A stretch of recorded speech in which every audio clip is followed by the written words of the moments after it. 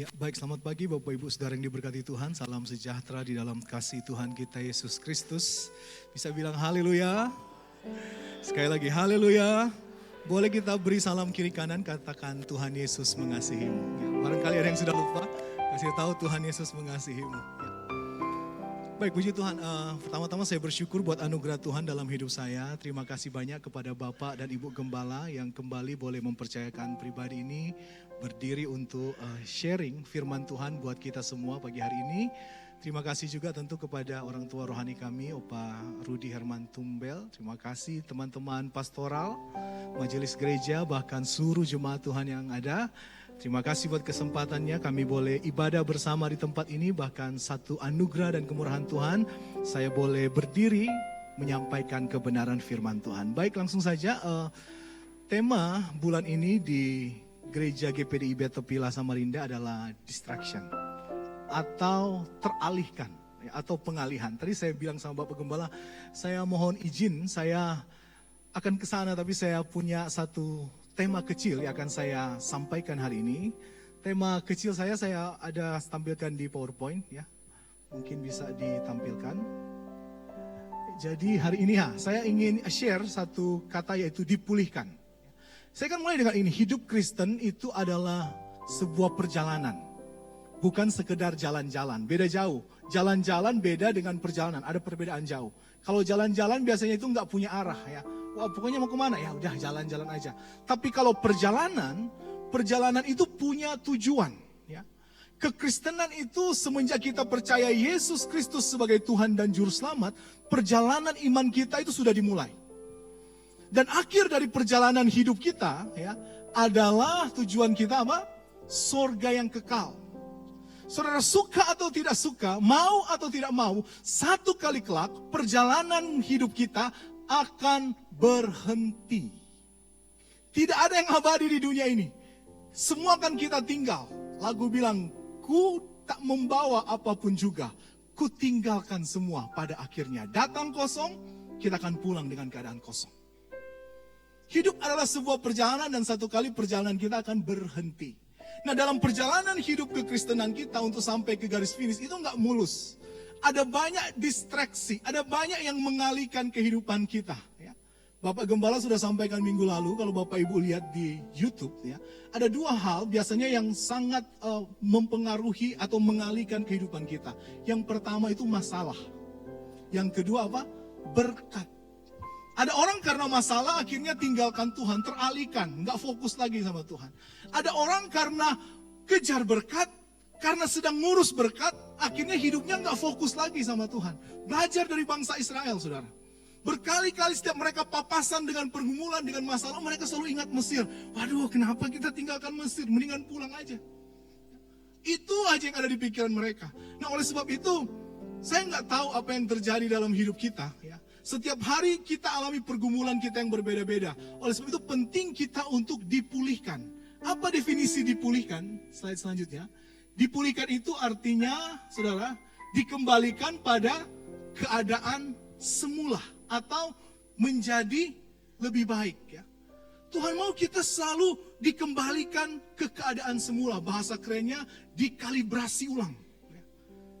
Mungkin perjalanan kita sudah mencong ke kanan atau ke kiri. Tuhan mau kita dikembalikan lagi. Tuhan mau kita dipulihkan lagi agar kita tetap fokus kepada Tuhan. Amin, saudara.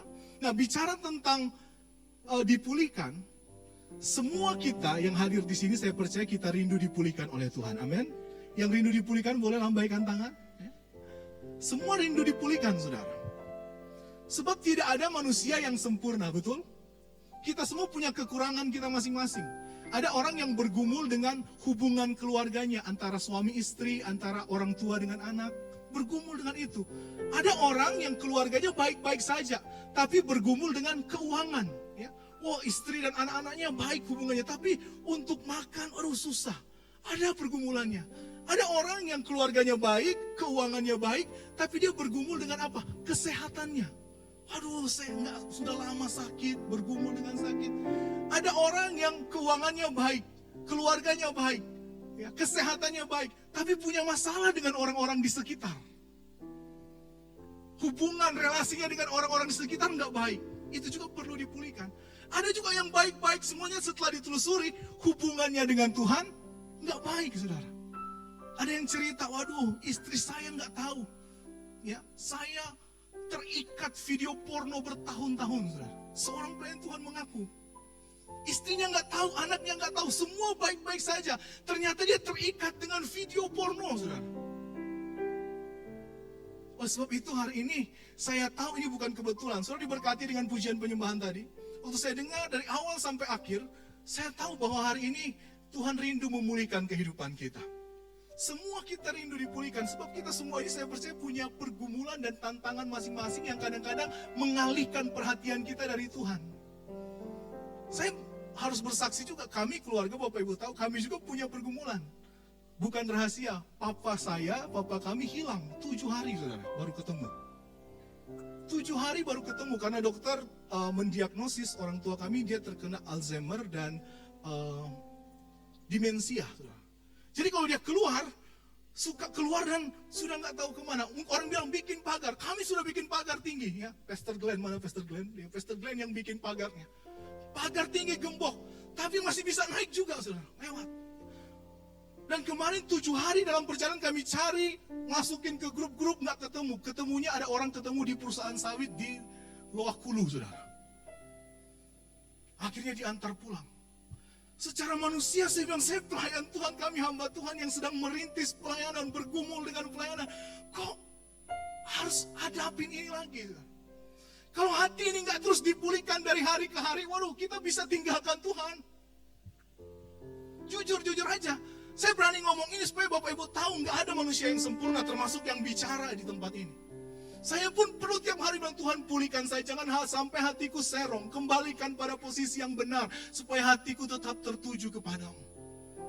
Penting untuk kita dipulihkan dari hari ke hari. Oleh sebab itu saya juga ingin berterima kasih kepada jemaat Betapila yang banyak kali memperhatikan kami setiap kali orang tua kami hilang atau kami dalam pergumulan. Langsung ada yang tanya, telepon, tadi juga baru masuk, Papa gimana kabarnya? Papa gimana? Sekarang Papa kami lagi dirawat di rumah sakit, saudara. Ada yang kabarin saya, gimana Papa? Ada yang, saya bantu posting dan lain sebagainya. Waktu Papa kami pulang, dia harus dirawat di rumah sakit. Waktu cek BPJS-nya bermasalah. Ada jemaat Betapila juga. Ya, terima kasih banyak yang bilang, ya udah bawa aja ke rumah sakit, biayanya gampang.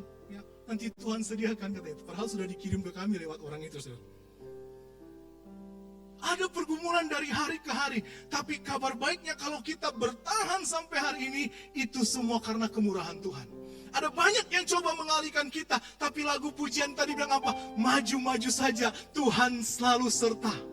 Jangan pandang kiri kanan, pandang pada Tuhan. Memang berat, saudara, kalau kita ketemu orang, kadang-kadang kita kecewa, sakit hati, kita bergumul, struggle dengan kehidupan kita.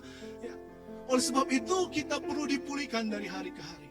Nah, saya bersyukur saya punya Tuhan yang ahli dalam memulihkan. Makanya ada ayat bilang begini, boleh slide selanjutnya? Dia bilang begini, saudara. Marilah apa? Kepadaku semua yang letih lesu dan berbeban berat, aku akan memberikan kelegaan kepadamu. Ini adalah undangan. Tuhan gak pernah paksa kita. Kalau saudara mau, datang kepada Tuhan. Tapi kalau saudara rasa bisa tanggung pergumulan sendiri, silahkan jalani sendiri. Tapi kalau saya pilih, saya mau datang kepada Yesus Kristus. Karena dia adalah sumber kelegaan yang sejati. Yang rindu katakan, amin. Boleh beri tepuk tangan buat Tuhan kita Yesus Kristus. Haleluya, haleluya, haleluya, haleluya. Dia tawarkan ini buat kita. Hari ini kita ada di tempat yang tepat. Karena di sini ada Tuhan. Dan dia sedang bertanya, maukah Anda dipulihkan hari ini? Nah, saya ingin ajak kita melihat satu cerita di dalam Alkitab. Di dalam Injil Yohanes pasalnya yang ke-5. Sebenarnya ayat 1 sampai ayat yang ke-18, tapi saya nggak akan baca semuanya. Ini cerita tentang Tuhan menyembuhkan seorang yang lumpuh. Kalau Bapak Ibu cermat baca Alkitab, di dalam Injil Yohanes ada 7 kali mujizat dicatat oleh Rasul Yohanes tentang mujizat yang dilakukan oleh Yesus Kristus. Dan kita akan melihat ini adalah mujizat yang ketiga yang Yesus lakukan. Ya. Mari kita baca bersama-sama di dalam Injil Yohanes pasal 5 ayat 2 sampai 4. Di Yerusalem dekat pintu gerbang domba ada sebuah kolam yang dalam bahasa Ibrani disebut Bethesda. Ada 5 serambinya dan di serambi-serambi itu berbaring sejumlah besar orang sakit. Orang-orang buta, orang-orang timpang, dan orang-orang lumpuh yang menantikan goncangan air kolam itu. Sebab sewaktu-waktu turun malaikat Tuhan ke kolam itu dan menggoncangkan air itu, barang siapa yang terdahulu masuk ke dalamnya, sesudah goncangan air itu menjadi apa? Sembuh, apapun juga penyakitnya. Jadi pada zaman itu di Yerusalem ada satu kolam ya, yang namanya kolam Bethesda. Bethesda ini artinya adalah rumah kasih karunia. Bethesda sekali lagi artinya rumah kasih karunia. Kolam ini bukan kolam biasa, bukan kolam yang ada waterboomnya, bukan kolam yang banyak anak-anaknya, tapi ini kolam isinya orang-orang sakit. Mereka sakit mereka ada di situ bukan cuma 2-3 jam, 2-3 hari, tapi ada yang sampai bertahun-tahun lamanya, saudara. Jadi konon ceritanya, kalau malaikat Tuhan turun ke kolam itu, maka air akan goncang. Orang pertama yang masuk ke kolam itu akan menjadi sembuh. Nah, saya ketemu fotonya, ini kira-kira. Ini foto ya, diambil ya. Jadi siapa yang terjun duluan waktu air itu goncang, maka apapun sakitnya akan menjadi sembuh. Jadi saudara bayangkan suasana di kolam itu, ya. Suasana atau atmosfer di kolam itu penuh dengan yang namanya persaingan. Ya. Orang-orang ingin menjadi siapa yang tercepat, siapa yang terdepan. Ya. Mereka sudah nggak peduli lagi satu dengan yang lain. Pokoknya saya harus terjun duluan. Kamu mau sembuh kek, nggak sembuh nggak peduli. Saya harus masuk ke kolam duluan. Terjadi suasana di tempat itu suasana yang penuh dengan persaingan. Istilahnya siapa cepat dia dapat. Ini menarik. Nama tempatnya kasih karunia, tapi isinya penuh dengan persaingan. Padahal kasih karunia bukan tentang apa yang kita lakukan, tetapi tentang apa yang Yesus lakukan untuk kita. Itu kasih karunia. Kalau kita gontok-gontokan, kalau kita jadi mau pengen lebih baik dengan yang lain, saling siku satu dengan yang lain, kita nggak dalam kasih karunia. Tapi orang yang dalam kasih karunia, dia tahu kalau dia bisa melayani, kalau dia dipakai oleh Tuhan, kalau hidupnya diberkati oleh Tuhan, itu bukan karena kuat gagahku, tapi semua karena kebaikan Tuhan. Itu kasih karunia. Nah, lanjut saudara. Di situ, next slide, Alkitab bilang, ada seorang yang sudah berapa? 38 tahun lamanya sakit. 38 tahun lamanya sakit. Dia menunggu mujizat. Dia menunggu pemulihan. Dia menunggu perubahan terjadi dalam hidupnya. Bukan 1 hari 2 hari. 38 tahun dia menunggu. Saudara. 38 menit gak masalah. 38 jam ya biasa. 38 hari ya masih biasa juga. 38 minggu gak terasa. Ya. 38 bulan nah mulai hampir putus asa. Orang ini harus menunggu 38 tahun, saudara. Ini waktu yang panjang. Ini waktu yang lama. Mungkin di tempat itu dia lihat ada yang lumpuh sudah pernah berjalan. Ada yang buta melihat, yang sakit lain sembuh. Mungkin dia bertanya, kapan giliranku? Aku ada di rumah kasih karunia. Tetapi kenapa aku nggak kunjung lihat mujizat? Kenapa aku nggak kunjung berubah kehidupannya? Sampai satu hari, saudara, slide selanjutnya. Saya akan bawa kita melihat ada 3 perkataan Yesus yang Yesus sampaikan kepada orang ini. Dari 18 ayat, saudara baca dengan cermat, cuma 3 kalimat yang Yesus ngomong kepada orang ini. Dan kalimat itu powerful sekali. Ya. Coba slide selanjutnya, ya, ada 3 kalimat yang Yesus sampaikan kepada orang ini. Kalimat yang pertama, Tuhan Yesus bilang begini kepadanya. Ketika Yesus melihat orang itu berbaring di situ, dan karena ia tahu. Stop dulu di sini. Bukan orang ini yang lihat Yesus duluan, tapi Yesus yang lihat orang ini duluan. Tidak ada yang tersembunyi bagi Tuhan, amin. Kemudian ayat ini bilang apa? Karena ia tahu. Bilang kiri kanan, Tuhan tahu. Nggak ada yang cerita loh, saya baca ayat-ayat sebelumnya nggak ada yang cerita. Tapi Tuhan tahu. Tuhan tahu apa yang sedang kita alami hari ini, amin. Tuhan tahu apa yang sedang kita simpan mungkin sudah bertahun-tahun. Mungkin suami nggak tahu, istri nggak tahu, orang tua nggak tahu, anak-anak nggak tahu, bapak gembala nggak tahu. Tapi firman Tuhan bilang, ia tahu. Dia lihat, dia tahu, Kemudian sampai ke kalimat yang mengejutkan. Dia datangi orang itu dan ini kalimat pertama yang dia katakan. Apa? Maukah engkau sembuh? Kalau Bapak Ibu sedang sakit, ditanya kalimat ini jawabannya apa kira-kira? Mau, saudara ya. Saya merenung begini. Ayat sebelumnya bilang, Tuhan lihat dan Tuhan tahu. Tetapi kenapa Tuhan Yesus mesti tanya lagi? Mau enggak kamu sembuh? Ya jelas dia orang sakit, saudara. Tapi kenapa Tuhan Yesus harus bertanya, maukah kamu sembuh? Harusnya orang ini jawab apa? Mau, Tuhan. Tapi saudara akan ketemu jawaban yang berbeda. Ayat selanjutnya bilang apa? Saudara lihat jawaban orang ini? Jawab orang sakit itu kepadanya. Tuhan, tidak ada orang yang menurunkan aku ke dalam kolam itu. Apabila airnya mulai goncang dan sementara aku menuju ke kolam itu, orang lain sudah turun mendahului aku. Harusnya orang sakit kalau ditanya mau sembuh jawabannya cuma dua, mau atau enggak. Orang kalau nggak punya uang saudara tanya, mau nggak jadi kaya? Jawabannya pasti, oh mau. Saya baru mengerti kenapa Tuhan Yesus harus bertanya kepada orang ini. Ternyata Tuhan sedang korek hatinya yang terdalam. Bagi Tuhan nggak masalah, nggak susah untuk memulihkan kehidupan kita. Tetapi kadang-kadang ada yang kita simpan di hati kita, yang mengalihkan kehidupan kita, yang membuat Tuhan nggak bisa memulihkan kehidupan kita secara utuh, saudara. Sampai Tuhan tanya pada dia, mau nggak kamu sembuh? Wah, keluar semua unek-uneknya. Dia bilang apa? Saudara, saya garis warna ini, nggak ada orang yang mau tolong. Kemudian dia mau bilang begini, saya sudah berusaha datang ke kolam itu, tapi orang lain duluin.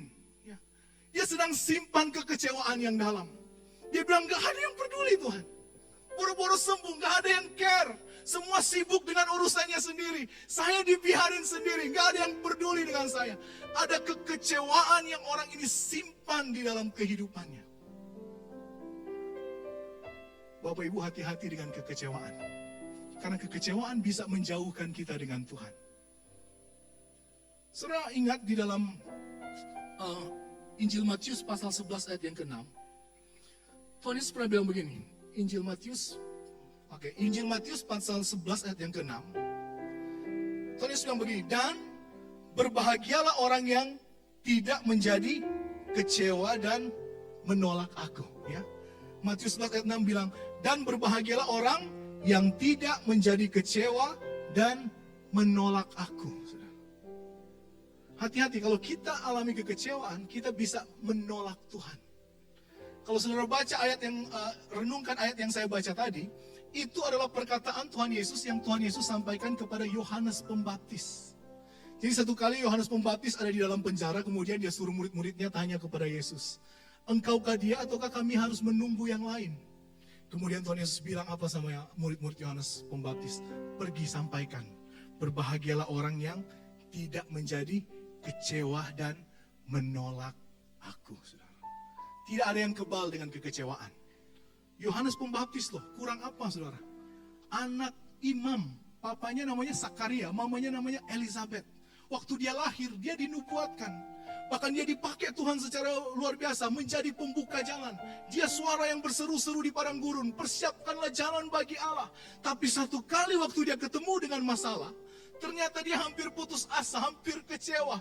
Dia hampir tinggalkan apa yang dia percayai. Dia sampai dia kirim orang tanya, kamu yang ditunggu atau ada yang lain, saudara? Kenapa? Karena kecewa. Hati-hati, kekecewaan bisa membuat kita meninggalkan Tuhan. Bapak Ibu boleh survei. Kenapa orang pindah gereja? Kenapa orang tinggalkan Tuhan? Apa jawaban yang paling banyak? Kecewa. Makanya tadi saya suka lagunya. Pandang terus padanya, jangan menoleh, jalan terus. Jangan pandang salah orang lain. Haleluya. Kalau kita lihat manusia kita kecewa, saudara. Udahlah Pak Pendeta, gembala itu kalau khotbah keras betul, udah pindah gereja aja. Ada orang yang sudah nggak ke gereja karena hanya tersinggung, kecewa, tinggalkan Tuhan. Hati-hati dengan kekecewaan. Makanya pandang Tuhan. Kalau kita berharap bergantung sama manusia, siap-siap untuk kecewa. Kadang-kadang memang Tuhan izinkan kita kecewa sama manusia supaya kita tahu hanya Tuhan yang gak pernah mengecewakan. Makanya kalau kita berharap sama manusia, siap-siap kecewa. Sampai kita mengerti hanya satu pribadi yang tidak pernah mengecewakan. Siapa namanya? Yesus Kristus. Tuhan, boleh beri tepuk tangan untuk Tuhan kita. Orang ini simpan kekecewaan. Bahkan bukan hanya kecewa. Dia ada di satu titik yang namanya putus asa. Saudara. Dia sudah coba dengan caranya dia untuk datang ke kolam itu untuk menerima kesembuhan. Tapi orang lain dahuluin. Dia sudah kecewa. Mungkin dari waktu itu dia semangat. Sampai sudah nggak bergairah lagi untuk sembuh. Ya. Ada orang Kristen yang demikian. Datang ke gereja dengan firman Tuhan waktu ditanya siapa yang mau sembuh. Siapa yang mau dipulihkan.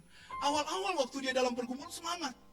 Tapi karena semakin lama waktu, saudara harus jujur ini. Berapa banyak kita mau angkat tangan, kita bilang, hati kita bilang, toh nanti pulang sama. Toh nanti pulang juga nggak ada yang terjadi. Kita ada di keadaan ini kadang-kadang. Siapa yang mau didoakan? Dulu kita semangat, sekarang, iya masa mau angkat tangan, keadaanku nggak berubah loh, sudah bertahun-tahun ada di keadaan ini. Tapi hari itu suara yang lembut dan manis datang bertanya kepada orang itu. Maukah engkau sembuh? Apa yang sedang mengalihkan kehidupan kita untuk melihat karya Tuhan bekerja dalam hidup kita? Mungkin hati kita ada yang gak beres. Makanya firman Tuhan bilang, jagalah hati dengan segala kewaspadaan. Karena dari situ terpancar kehidupan. Orang ini kecewa, tapi Tuhan datang dengan satu pengharapan. Maukah engkau sembuh? Saudara tahu jawabannya? Ada jawaban enggak? Ada jawaban iya? Enggak juga. Tapi saya bersyukur Tuhan gak entertain dia. Ya. Tuhan bilang, oh iya kamu, enggak. Tapi saudara, inilah Tuhan gak pernah menyerah dengan keadaan kita. Ayat selanjutnya, ini perkataan Yesus yang kedua. Ya. Kalau perkataan yang pertama itu kalimat-tanya. Perkataan yang kedua ini kalimat perintah. Ya. Perkataan yang kedua Yesus bilang apa? Kata Yesus kepadanya, bangunlah, angkatlah tilammu dan berjalanlah. Orang ini gak bilang iya atau enggak. Tapi Tuhan tahu kebutuhannya adalah sembuh. Akhirnya dia lepaskan firman, bangunlah, angkatlah tilammu dan berjalanlah. Pertama kalimat tanya, kedua ini adalah kalimat perintah. Perintah itu pilihan, mau lakukan atau tidak lakukan. Itu pilihannya ada di dalam kehidupan kita. Tuhan bilang, angkat tilammu dan berjalan. Bagi orang yang sehat, ini enggak apa-apa, ini normal. Tapi bagi orang yang lumpuh 38 tahun, ini sesuatu yang nggak masuk akal. Di luar nalar. Nah, di luar nurul lagi. Di luar ya itulah saudara. Hamba Tuhan juga bisa belibet saudara. Ya di luar pemikirannya. 38 tahun disuruh berdiri, angkat tilam dan berjalan. Sudah terkonsep dalam pikirannya. Kesembuhan itu kalau airnya gonjang, kalau turun ke air duluan, itu yang namanya kesembuhan. Ya. Tapi tahukah saudara bahwa Tuhan kita tidak dibatasi dengan konsep apapun? Kalau dia mau sembuhkan kita, dia bisa pakai cara apa saja. Kalau dia mau pulihkan kita, dia bisa pakai cara apa saja. Dia pernah sembuhkan wanita yang 12 tahun pendarahan dengan menjama jubahnya. Dia pernah sembuhkan orang yang buta dengan mengoleskan lumpur ke wajahnya dan lain sebagainya. Tuhan kita tidak dibatasi dengan metode apapun. Bukan dengan pendeta itu kita sembuh, bukan di gereja itu kita lihat mujizat. Kalau Tuhan mau, hari ini pun dia sanggup pulihkan kehidupan kita. Dia nggak bisa dibatasi dengan metode apapun. Secara manusia ini nggak masuk akal. Ini nggak mungkin saudara. Tapi percayalah, apa yang mustahil bagi manusia, bagi Tuhan tidak ada perkara yang mustahil. Masih percaya firman Tuhan, amin saudara? Maria ada di satu titik, waktu malaikat datang kepada Maria, kemudian bilang apa? Kamu akan mengandung dari Roh Kudus. Maria bilang, bagaimana mungkin? Aku ini belum bersuami. Bagaimana mungkin katanya? Tapi akhirnya dia punya anak juga, namanya Yesus. Tapi dia punya pertanyaan, bagaimana mungkin? Berapa banyak kita yang datang hari ini, anak Tuhan, orang percaya, datang dengan pertanyaan ini, bagaimana mungkin? Sama kayak Sarah dan Abraham waktu malaikat datang beritahu, tahun depan engkau akan mengandung. Sarah ketawa, makanya nama anaknya Ishak kan. Karena dia tertawa, dia bilang, bagaimana mungkin nenek-nenek mengandung, kakek-kakek punya anak. Ya bagaimana mungkin, tapi bagi Tuhan tidak ada perkara yang mustahil. Kalau dia lepaskan firman-Nya, segala sesuatu pasti menjadi mungkin. Amin saudara. Makanya ada lagu yang bilang begini, tolong di F Pak. Ini harus jadi iman kita. Yang membelah laut, yang teduhkan badai, yang mustahil pun terjadi, karena kuasa-Mu yang pegang hidupku, yang buka jalan bagiku. Kau pembuat mujizat sejati. Amin, saudara. Masih percaya Dia pembuat mujizat sejati? Saya khawatir jujur, saudara. Jangan-jangan kita datang ke gereja dengan firman Tuhan, amin, amin. Pulang kita pertanyakan kuasa Tuhan.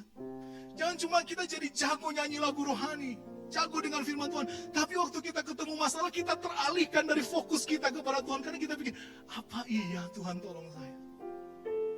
Tidak sulit bagi Tuhan tolong kita, amin saudara. Dia masih sanggup sampai hari ini. Yang sulit itu apa? Buat kita percaya dan taat. Padahal mujizat itu, mujizat orang lumpuh terjadi ketika dia belajar taat. Waktu dia dengar perintah dan dia lakukan. Dalam Alkitab ada dua bagian yang tak bisa dipisahkan, yaitu janji dan perintah. Janji dan perintah. Ada banyak orang Kristen senang janji Tuhan, tapi nggak suka perintah Tuhan. Nggak suka ketetapan-ketetapan Tuhan.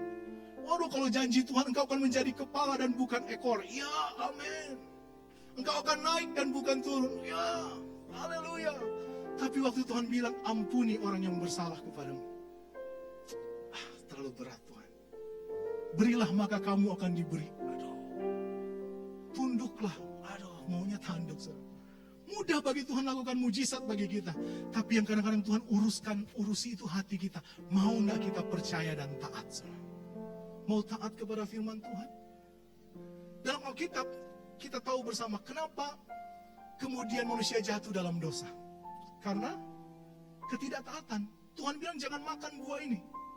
Akhirnya iblis datang kan?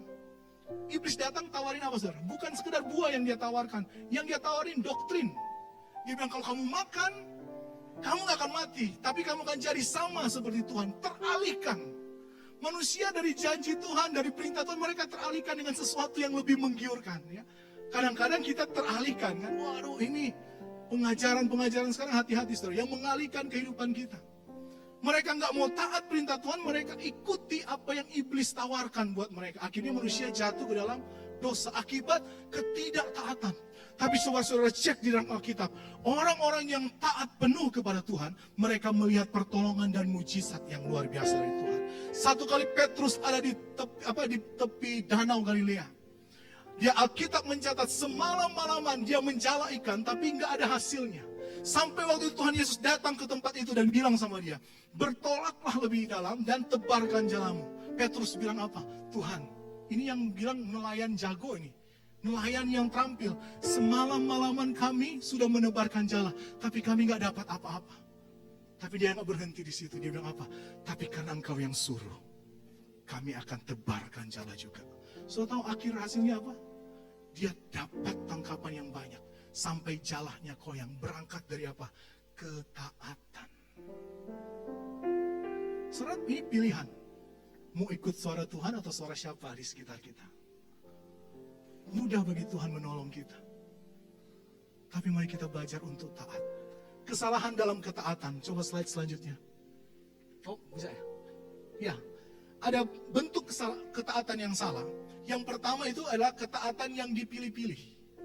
Oh, kalau sesuai dengan moodku, kalau sesuai dengan apa yang aku pikirkan, wah aku mau taat sama firman Tuhan. Ini kesalahan ketaatan yang salah. Yang kedua adalah ketaatan yang ditunda-tunda. Tuhan sudah berfirman, ayo ampuni. Waduh, enggak. Nanti tunggu dulu. Ya. Kalau sudah mulai batuk, sudah susah-susah, harus saya mau ampuni. Ayo melayani. Mau taat sih tapi nanti dulu ya. Ini lagi senang, lagi kerjain ini, kerjain itu. Ketaatan yang ditunda-tunda itu sama halnya dengan gak taat. Tetapi firman Tuhan ingatkan hari ini kepada kita. Dan belajar dari orang ini, angkat tilammu dan berjalanlah. Tuhan mau pulihkan kehidupan kita. Bagian kita lakukan. Percaya dan taat. Bagian yang terakhir, saudara. Perkataan Yesus yang ketiga kepada orang ini, dan saya akan tutup. Perkataan Yesus yang ketiga. Kalau yang pertama tadi adalah kalimat tanya. Kedua adalah kalimat perintah. Yang ketiga ini adalah kalimat peringatan. Katakan bersama saya peringatan. Kemudian Yesus bertemu dengan dia dalam bait Allah lalu berkata kepadanya, engkau apa? Telah sembuh. Jangan berbuat dosa lagi, supaya padamu jangan terjadi yang lebih buruk. Tuhan tidak hanya ingin mengubah keadaan kita, tetapi Tuhan ingin mengubah seluruh kehidupan kita. Sekali lagi, Tuhan gak hanya ingin buat kita melihat mujizat, miskin jadi kaya, sakit disembuhkan. Apapun pergumulan kita Tuhan bisa ubahkan. Tapi yang Tuhan mau kehidupan kita mengalami perubahan dan hidup kita berbuah, saudara. Apa untungnya kita alami mujizat tetapi kita kehilangan keselamatan? Kalau kita cuma datang ke gereja hanya kejar mujizat tapi nggak berubah kehidupan kita, maaf, iblis pun, setan pun bisa kasih mujizat. Setan bisa bikin mujizat, saudara. Bahkan Alkitab bilang di hari-hari terakhir ada orang-orang yang datang kepada Tuhan Yesus dan berkata, Tuhan, Tuhan, bukankah kami mengusir setan demi namamu? Bukankah kami menyembuhkan orang sakit demi namamu? Tuhan bilang apa? Enyalah kamu, sekalian hai pembuat kejahatan, aku enggak kenal kamu. Jadi jangan sampai kemudian ketika kehidupan kita diberkati Tuhan, kesehatan kita dipulihkan Tuhan. Ingat firman Tuhan bilang apa? Jangan berbuat dosa lagi. Bilang kiri kanan, jangan buat dosa lagi. Kita harus bertanggung jawab dengan pemulihan yang Tuhan kerjakan dalam hidup kita. Kalau saya khotbah kemudian saudara diberkati, wah itu baik. Kalau saya khotbah kemudian ada yang sakit sembuh, itu baik. Tetapi jauh lebih baik ketika firman Tuhan disampaikan, ada orang-orang yang mengalami pertobatan, saudara. Sebab yang membuat sorga bertempik sorak itu bukan orang sakit sembuh atau miskin jadi kaya, tetapi apa? Orang berdosa yang bertobat. Coba lihat ayat selanjutnya. Firman Tuhan bilang apa? Ya, di dalam Lukas. Aku berkata kepadamu, demikian juga akan ada apa? Sukacita pada malaikat-malaikat Allah karena satu orang berdosa yang bertobat. Jangan berbuat dosa lagi. Saudara mau dipulihkan oleh Tuhan, amin. Kalau sudah alami pemulihan dan diberkati oleh Tuhan, jangan berbuat dosa lagi. Jangan berbuat dosa lagi. Ya. Apa artinya kita sekali lagi sembuh dari sakit, susah diberkati, tidak punya uang jadi banyak uang, tapi kita nggak hidup dalam pertobatan. Ingat, orang yang terima mujizat bisa jadi belum selamat, saudara. Saudara ingat bangsa Israel, kalau saudara mau bicara tentang mujizat, Bapak Gembala sudah sampaikan minggu lalu, yang paling banyak lihat mujizat itu orang Israel, saudara. Ya. Waduh, tiang awan di pagi hari, tiang api di malam hari. Apalagi, Tuhan kirim roti dari surga setiap pagi selama pabriknya dari surga buka selama 6 hari. Ya, 7 hari ke-7 tutup. Ya, gitu kan ya. Tapi banyak kan orang Kristen sekarang 7 hari kerja terus. Surga aja 6 hari buka, roti dikirim, hari ke-7 Sabat. Orang Kristen sekarang kerja terus sampai Minggu, hantam terus, kala-kala surga, saudara. Tapi kita belajar dari bangsa Israel, banyak lihat mujizat, banyak lihat kemuliaan Tuhan. Tapi berapa orang yang masuk tanah Kanaan? Cuma 2 dari generasi sebelumnya, Yosua dan Kaleb. Kenapa, saudara? Karena cuma dapat mujizat, nggak bertobat. Makanya Bapak Gembala minggu lalu bilang apa? Ada 2, saya ulangi lagi, ada 2 hal yang mengalihkan kehidupan kita. Kalau bukan masalah apa? Berkat, saudara. Berkat itu bisa mengalihkan kehidupan kita. Saudara, saya dengar cerita pendeta Estra Soru, ini cerita menarik. Satu kali ada seorang bapak, dia dapatkan anaknya hamil di luar nikah. Waktu dia lihat anaknya hamil, dia marah, saudara. Dia bilang sama anaknya, siapa yang menghamili kamu? Papa jaga kamu baik-baik, kok kamu bisa hamil? Kalau papa ketemu orang yang menghamili kamu, papa akan cincang-cincang dia. Saking marahnya. Papa akan bunuh dia. Sampai ngomong begitu, saudara. Sudah tahu apa yang terjadi? Tidak lama setelah selesai dia ngomong, tiba-tiba ada mobil berhenti di depan rumah mereka. Turunlah seorang pria gagah dengan baju yang mahal. Kemudian datang kepada bapak ini. Kemudian dia bilang, Om, saya yang sudah menghamili anaknya Om. Wah, kamu ternyata yang hamili anak saya. Kamu ini ngomong dia maki-maki. Anak muda ini bilang, tenang Om. Saya berjanji, kalau anak yang lahir ini wanita, saya akan berikan Om uang 5 miliar. Tapi kalau anak ini laki-laki, saya akan berikan Om uang 10 miliar. Kemudian dia bilang, tapi kalau anak ini sampai keguguran, si cowok ini, kalau anak ini sampai keguguran, Om ini datang dan bilang, jangan takut anak muda, kamu bisa coba lagi. Tadi marah saudara, tapi waktu dengar 5 miliar, 10 miliar, waktu dia kalau gagal dia bilang, jangan, gak apa-apa, nanti coba lagi. Artinya apa? Ada yang mengalihkan dia. Cien, uang, dari marah, dari menggebu-gebu, surut padam. Karena apa? Uang. Kalau kita alami pemulihan, kita diberkati oleh Tuhan. Jangan sampai justru berkat itu mengalihkan fokus kita dari Tuhan. Jangan kejar berkatnya, tapi kejar Tuhannya. Kalau kita kejar Tuhannya, kita mau dipulihkan kayak kita nggak dipulihkan, bahkan ya keuangan kita apapun itu. Tapi kalau kita cinta Tuhan, kita tahu mujizat mungkin gak terjadi, tapi tujuan akhirku tepat, berjumpa muka dengan Yesus Kristus Tuhan. Satu kisah yang terakhir, saya akan tutup cerita ini. Bagian yang paling terakhir.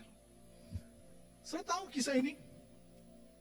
Ini cerita tentang 10 orang kusta yang mengalami kesembuhan. Waktu mereka susah, mereka datang kepada Yesus. Singkat cerita, Yesus bilang, perlihatkan dirimu kepada imam-imam besar. Dari 10 orang kusta yang datang pada Yesus, berapa yang sembuh Bapak Ibu? 10 yang sembuh. Berapa yang kembali? 1. Yang menarik, Yesus bertanya di ayat ini, ya, Lukas pasal 17. Lalu Yesus berkata, bukankah ke-10 orang tadi semuanya telah menjadi tahir? Di manakah yang 9 orang itu? Tuhan cari loh. Tuhan tanya. Tidak adakah di antara mereka yang kembali untuk memuliakan Allah selain daripada orang asing ini? Lalu ia berkata kepada orang itu, berdirilah dan pergilah. Imanmu telah menyelamatkan engkau.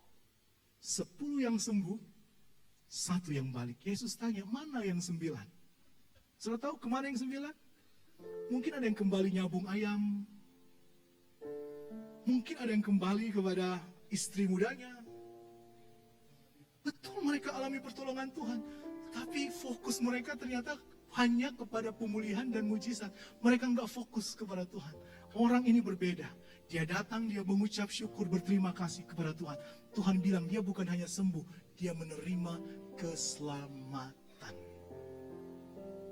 Apa yang mengalihkan fokus kita hari ini, saya nggak tahu. Kalau kita alami pemulihan, ingat, jangan berbuat dosa lagi.